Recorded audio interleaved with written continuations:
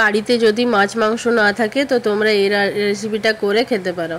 তো আমি আজকে মুগ আর মসুরির ডালনা বানিয়ে তোমাদেরকে দেখাবো। তো খুবই সুন্দর একটা খাবার, আর মাছ মাংস থেকে কোনো অংশেই কম নেই। নমস্কার বন্ধুরা, তোমরা সবাই কেমন আছো? আশা করি সবাই খুব ভালো আছো। তো আমি এখানে মুগ আর মসুরি ভিজিয়ে নিয়েছিলাম, সেটাই আমি মিক্সিতে দিয়ে দিচ্ছি। তো বন্ধুরা, আজকে রান্নাটা খুবই মজাদার আর খুব সুন্দর সুস্বাদু খেতে। তো তোমরা এটা বাড়িতে বানিয়ে ট্রাই করে দেখতে পারো। যে প্রসেসে আমি বানাচ্ছি তোমাদের বানিয়ে এইভাবে বানালে তোমাদের ইজি হবে। তো আমি এখানে একটা আলু সেদ্ধ করে নিয়েছিলাম, সেই আলুটাই দিয়ে দিলাম।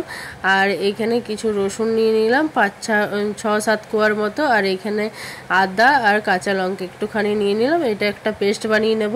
আর এখানে আদা নিয়েছি, রসুন নিয়েছি, 2টো টমেটো আর একটা পেঁয়াজ বড় সাইজের, আর শুকনো লঙ্কা।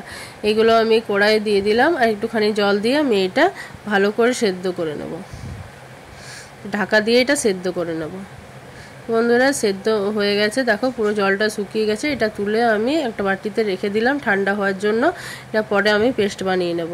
তো এখানে একটা থালা নিয়ে নিয়েছি, যেটা আমি তোমাদেরকে মুগ মসুরি ভিজিয়ে রেখেছিলাম, সেটার পেস্টটা আমি এই থালাটার মধ্যে দিয়ে দেবো। কাঁসার থালা নিয়েছি আমি এখানে, তোমরা যে কোনো থালাতে তোমরা দিতে পারো, তবে থালাটা একটু এমনি টাইপের উঁচু হলে ভালো হয়।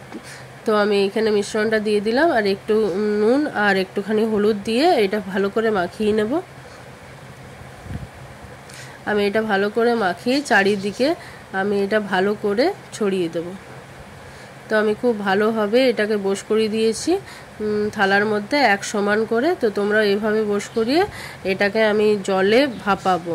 আমি একটা কড়াই চাপিয়ে দিয়েছি, সেটাতে একটা স্ট্যান্ড দিয়ে দিয়েছি। তো কড়াইটা আমি আগের থেকে চাপিয়ে জলটা গরম করে নিয়েছিলাম।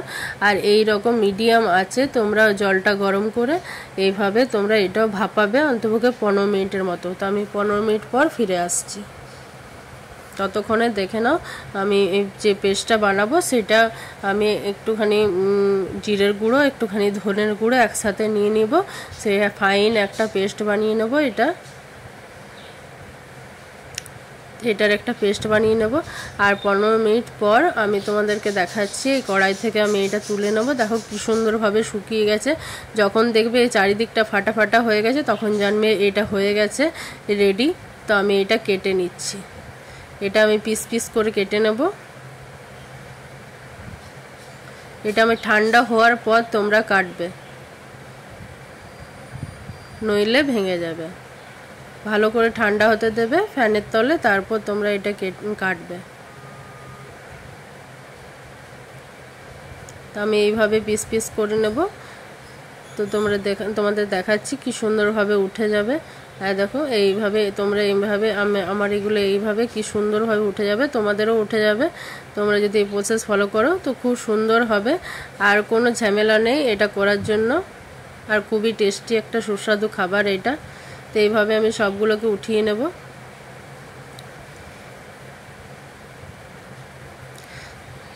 তো এখানে বন্ধুরা সবগুলো আমি উঠিয়ে নিয়েছি।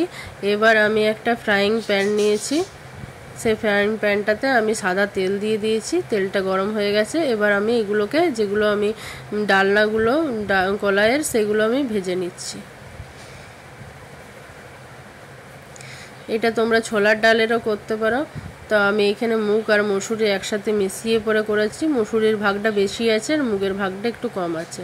তো আমি এখানে সবগুলো একসাথে আমি ভেজে নেব। খুব ভালোভাবে উল্টে পাল্টে ভেজে নেব।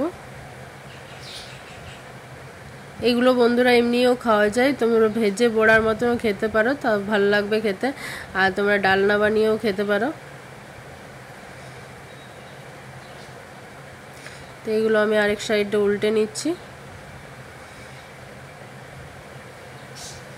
এরকম উল্টে পাল্টে ভালো করে ভেজে নেব।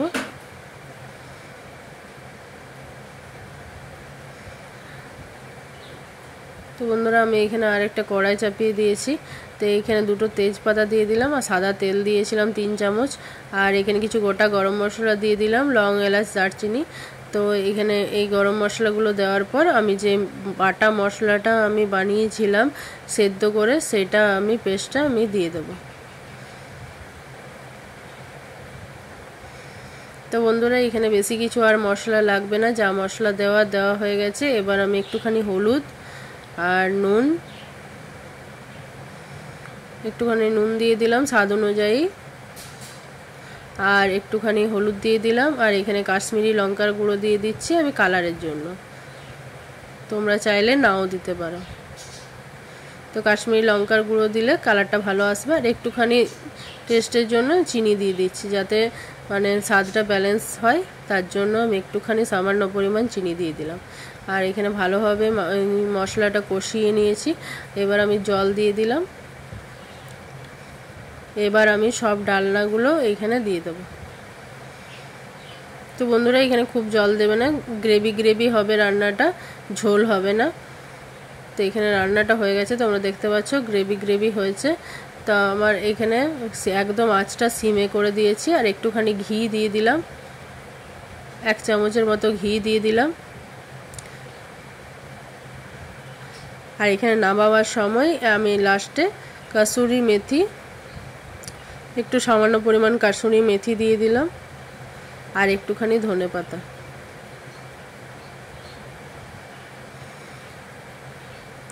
তো আমার রান্না রেডি হয়ে গেছে। এবার আমি এটা নামিয়ে নেব, নামিয়ে পরে তোমাদেরকে দেখাচ্ছি।